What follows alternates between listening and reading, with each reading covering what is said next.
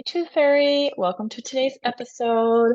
I'm actually recording from Franklin, Tennessee, which is where my boyfriend lives. So I hope this sounds okay because I do not have any of my items. I don't have my microphone. I'm just recording on Zoom, looking at myself, which is a little interesting to say the least. But nonetheless, we've been living apart for a year now because he got relocated for work and my daughter was finishing high school, so her and I kind of had to stay put. So I'm here visiting, but since my birthday's in a couple days, my daughter's flying down, and we're gonna go celebrate in Nashville on Broadway because I love country music.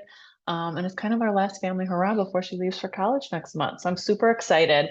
But what I'm going to talk about today is essentially me 15 years ago, right? If I were to start my fitness journey over completely, the three things that I would do differently. So that's what I'm going to be talking about today. So stay tuned because I'm going to dive in right now.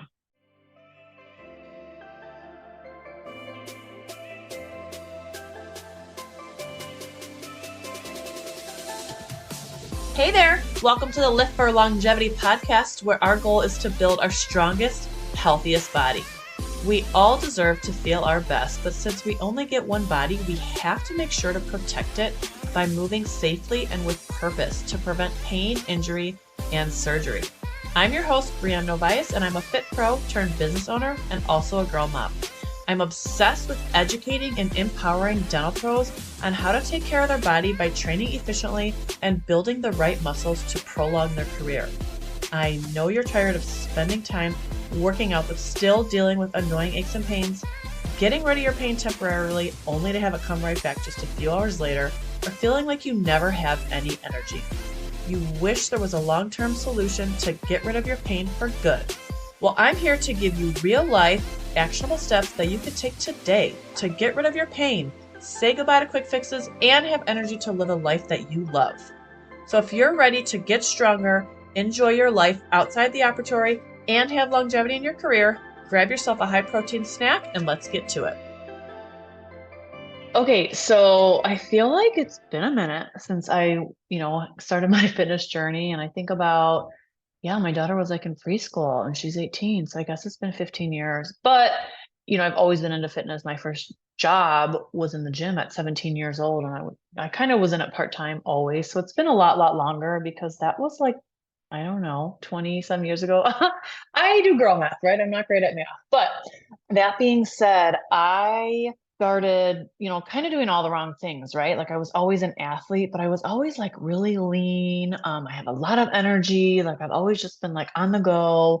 So when I started in the gym, I basically, I was around all these bodybuilders and I started doing what they were doing, right? We basically just lifted heavy, right? We didn't give a shit about, anything aside really from how we looked, right? It's kind of a little bit of vain experience, if you will. But fast forward to 15 years later, I'm no longer interested really in the way I look. I'm more so interested about, how I'm feeling and, what my body's capable of in my 40s, 50s, 60s, 70s, 80s, 90s, how long, God willing, I don't know. But the first thing that I would focus on if I were to go back in time would be building my foundation. So I mentioned I was very lean. I didn't have a whole lot of muscle, but like I didn't have core strength. Like everything was just, I basically like just started putting muscle on kind of a broken foundation. And why it was broken, I'm sure there were a multitude of reasons, but the main reason was because I had a tilted pelvis because yes, I was a mom, but not only that, I was a single mom, right? So I was always holding my daughter.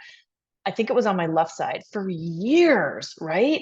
And I didn't know that I had an issue with my pelvis, right? I didn't have insurance working in the gym. You don't really get benefits. I never went to the doctor. I never went to chiros or anything like that. I never really had issues.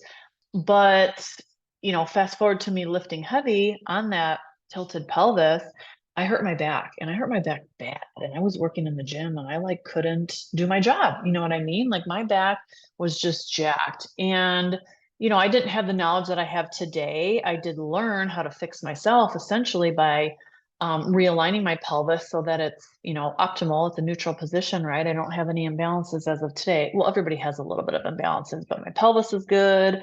My rib cage is good. And that's where everything stems from. So building that solid foundation to build on top of, right? It's like building a house, right? You want to have that solid structure so that you can build, a house that is going to last forever. The other part of that is, fixing my foundation, is correcting my imbalances. Mine in particular was my lateral pelvic tilt, excuse me.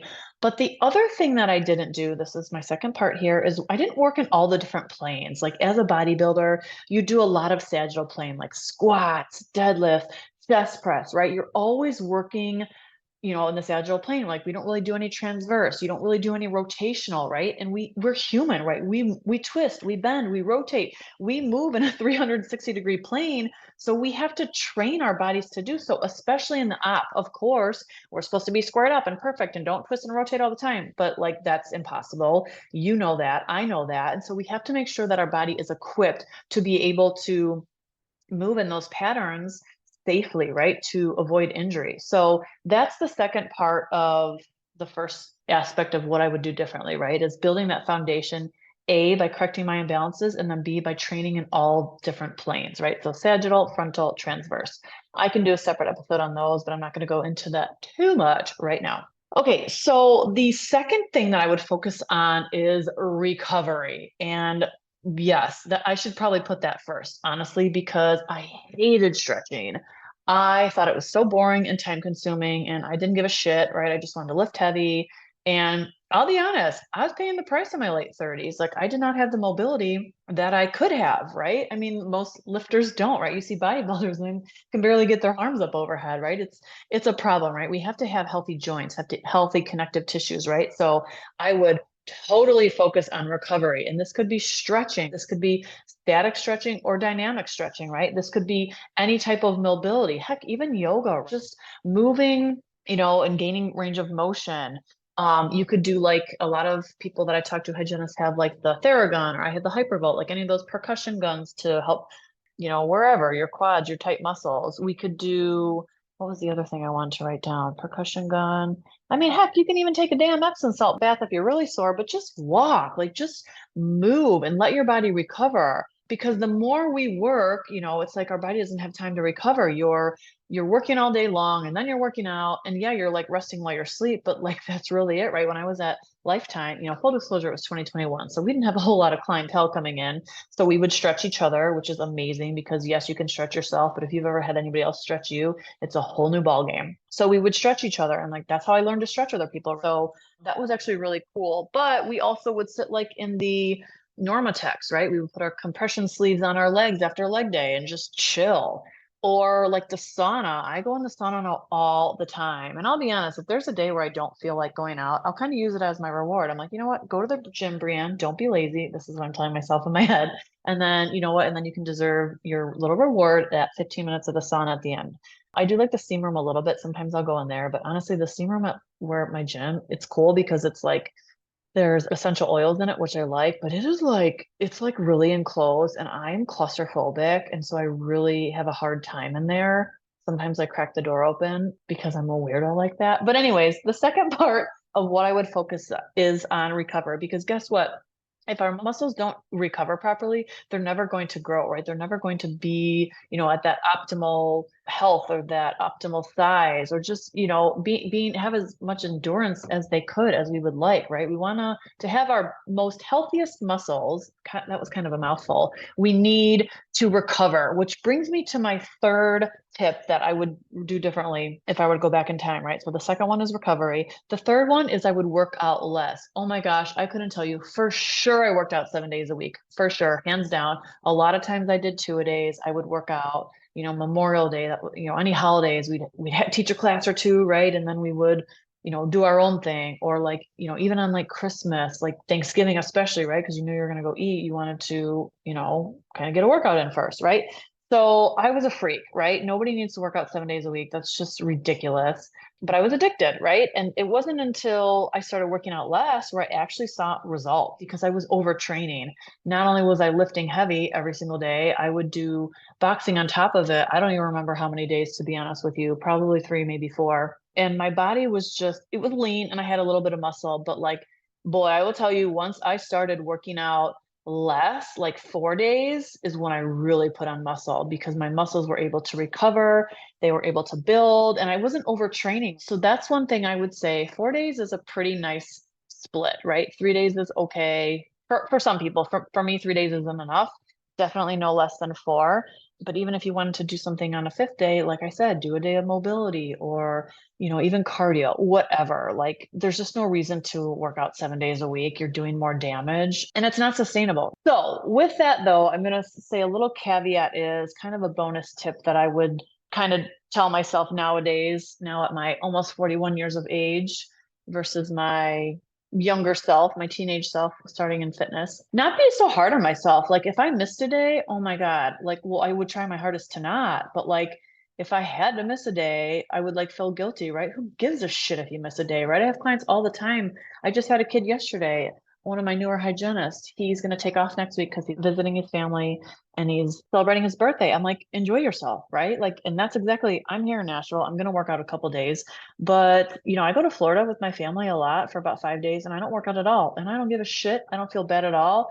Actually, I come back feeling stronger. Like sometimes you just need to take a week off. And I promise you, if you've never tried it, try it. You will come back feeling so much stronger and you'll be like, holy shit, like Brianne was right. And you can even send me a message and let me know because it's true, right? Don't be so hard on yourself. Nobody's perfect. Life happens. And sometimes you just need to miss a day or two, heck, even a week or two, right? And guess what? I've been consistent for, 15 plus years now. Like it's fine. I maintain my muscle. I'm not going to lose my progress and derail or like, oh my God, like life's over, right? Like nothing's going to happen. Nothing's going to happen if I miss a week. Everything's going to be okay. I'm just going to pick right back up because I'm consistent, right? And I've always been, and I will continue to do so. So that's my tip for you. Don't be so damn hard on yourself, right? So yeah, that's all I have for today. Let me know what questions you have or if I can answer anything for you in particular on your fitness journey. And then I will catch you all next week.